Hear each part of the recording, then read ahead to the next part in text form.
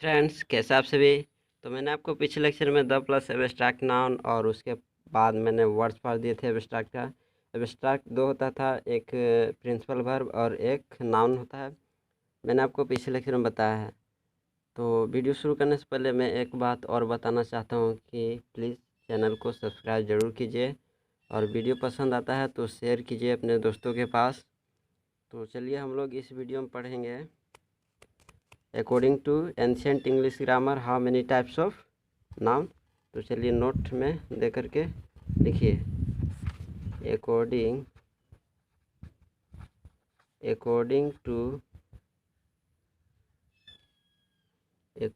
To ancient ANCIENT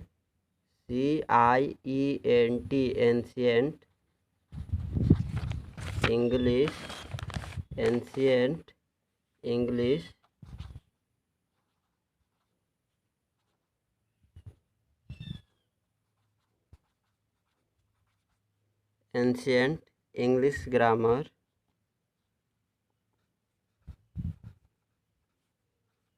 there are two kinds of noun.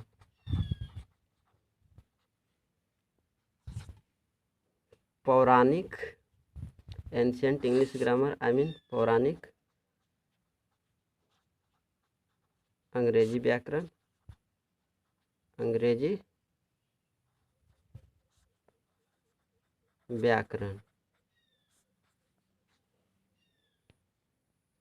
पौराणिक अंग्रेजी व्याकरण के अनुसार संज्ञा दो प्रकार के होते हैं। पहला है कंक्रीट CONCRETE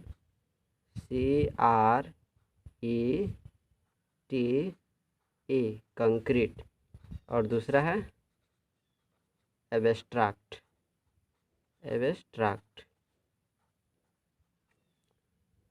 ठीक है, तो चलिए कंक्रीट को जानते हैं। तो सबसे पहले कंक्रीट का वर्ड पावर जानते हैं। तो लिखिए वर्ड पावर कंक्रीट का। वर्ड पावर कंक्रीट जब ग्रामर है तब मीनिंग क्या होगा, लिखिए कंक्रीट ये ग्रामर है, और जब ग्रामर होगा तो इसका मीनिंग क्या होगा, I mean to related to one's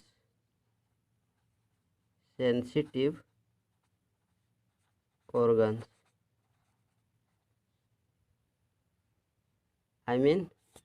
ज्ञानेंद्रियों से संबंधित, ज्ञानेंद्रियों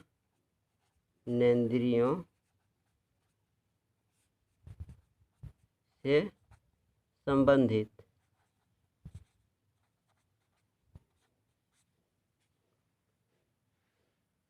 ज्ञानेंद्रियों से संबंधित कंक्रीट ग्रामर है, related to one sensitive organs, ज्ञानेंद्रियों से संबंधित। अब कंक्रीट, चलिए अब कंक्रीट को जानते हैं कि कंक्रीट जब लिटरेचर है तो क्या मीनिंग होगा।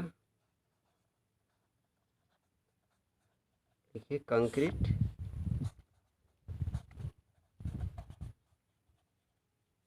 कंक्रीट लिटरेचर है, आई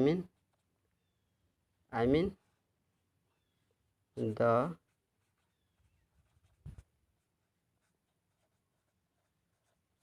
mixture of sand, stone, iron and cement. The mixture of sand, stone, iron and cement. आ रहा है समझ में। तो चलिए अब हम लोग जानते हैं कि कंक्रीट में कौन कौन से नाउन आएंगे। तो चलिए लिखिए concrete.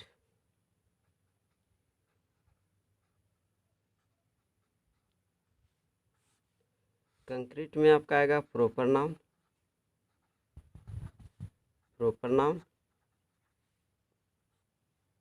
Common noun, common noun,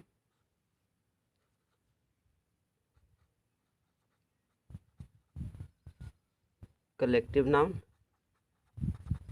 collective noun, और चौथा है मटेरियल नाउन, मटेरियल नाउन। ये कंक्रीट के अंतर्गत आएंगे।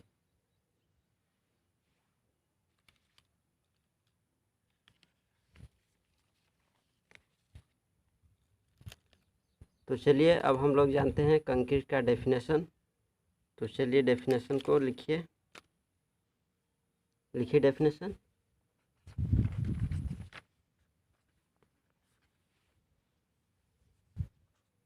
लिखिए those nouns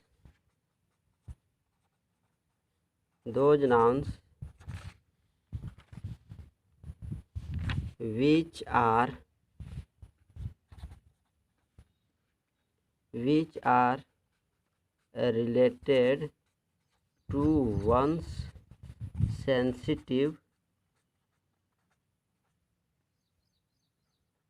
related to one's sensitive organs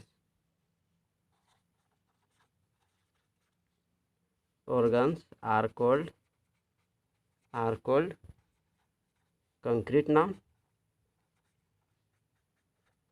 are called concrete noun। Hindi भी जान लेते हैं। लिखिए अर्थात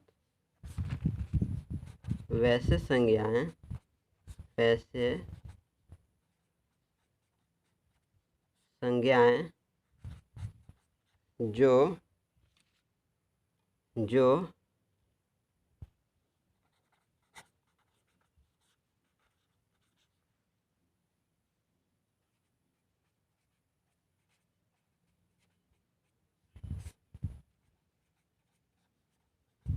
जो व्यक्ति के ज्ञानेंद्रियों से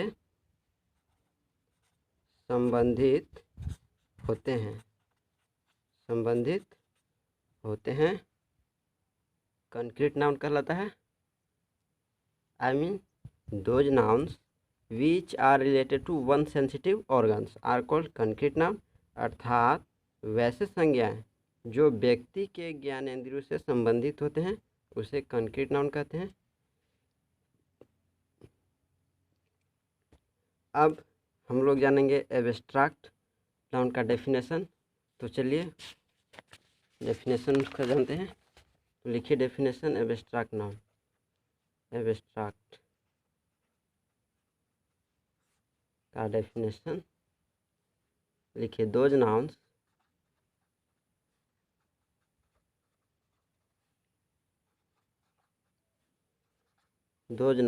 which are not related to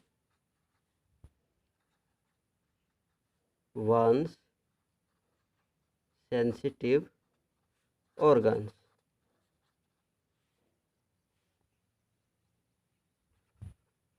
are called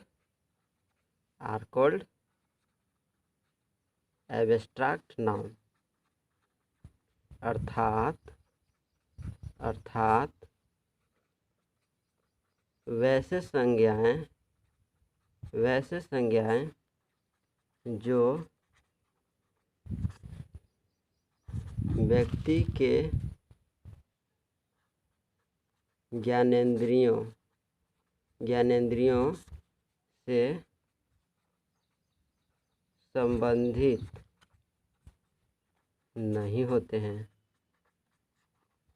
नहीं होते उसे एब्स्ट्रैक्ट नाउन कहते हैं। कितना इजी है। Those nouns which are not related to one sensitive organs are called abstract noun. अर्थात वैसे संज्ञा जो व्यक्ति के ज्ञानेंद्रियों से संबंधित नहीं होते हैं उसे क्या बोलते हैं? एब्स्ट्रैक्ट नाउन कहते हैं। एग्जाम्पल ले लेते हैं। सच एज जैसे हो गया ऑनेस्टी। तब ऑनेस्टी जो है वो क्या है? व्यक्ति के ज्ञानेंद्रिय से संबंधित नहीं है। ऑनेस्टी कहाँ दिखता है? अरे ऑनेस्टी को छू सकते हैं? नहीं ना। तो वही हुआ ईमानदारी। जैसे हो गया पॉलिसी नीति। चाइल्डहुड बॉयहुड हो गया लाइफ हो गया, डेथ हो गया, ये सब भी होगा। ठीक है, तो ये मैंने आपको डेफिनेशन बता दिया एब्स्ट्रैक्ट नाउन, और कंक्रीट नाउन का भी डेफिनेशन मैंने आपको बता दिया। लेकिन जो हम लोग पढ़ रहे थे वो था according to ancient English grammar. अब हम लोग पढ़ेंगे according to modern English grammar, how many types of noun. तो चलिए शुरू करते हैं। वीडियो लंबा होगा क्योंकि बहुत ही अच्छा चीज़ बताने जा रहा हूँ। जब भी मेरा वीडियो देखिए तो कलम और कॉपी ज़रूर लेकर के बैठिए, ठीक है। तो चलिए नोट में लिखिए।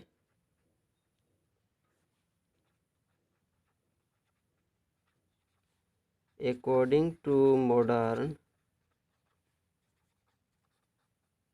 English grammar,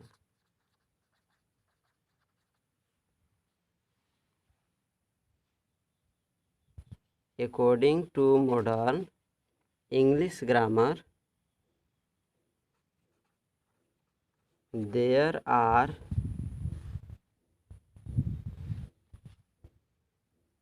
there are two kinds of noun. I mean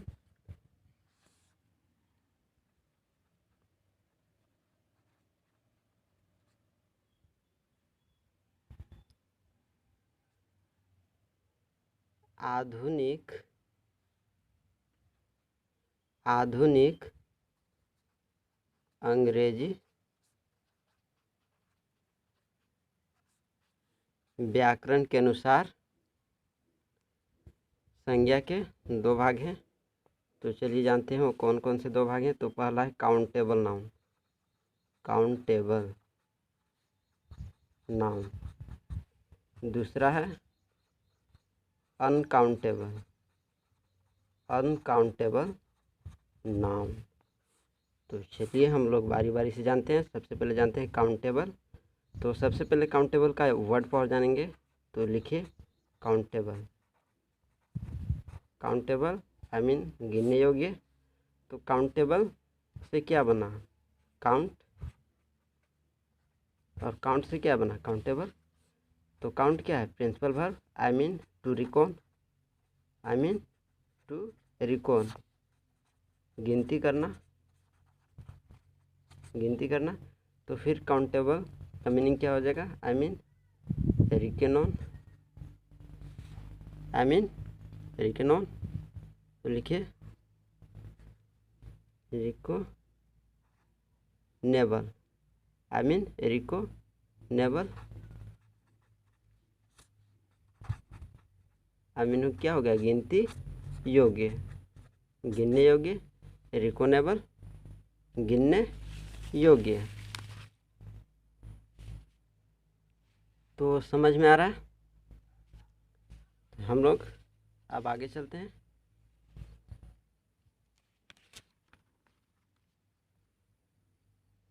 और आगे जो पढ़ने जा रहे हैं वो क्या है कि जानेंगे कि काउंटेबल नाउन के अंतर्गत कौन कौन से नाउन आएंगे और अनकाउंटेबल के अंतर्गत कौन कौन से नाउन आएंगे, उसको जानेंगे। तो चलिए जानते हैं। चलिए लिखिए काउंटेबल, काउंटेबल नाउन। इसके अंतर्गत प्रॉपर नाउन आएंगे, प्रॉपर नाउन, कॉमन नाउन और कलेक्टिव नाउन आएंगे, कलेक्टिव नाउन। और अनकाउंटेबल के अंतर्गत कौन कौन से नाउन आएंगे,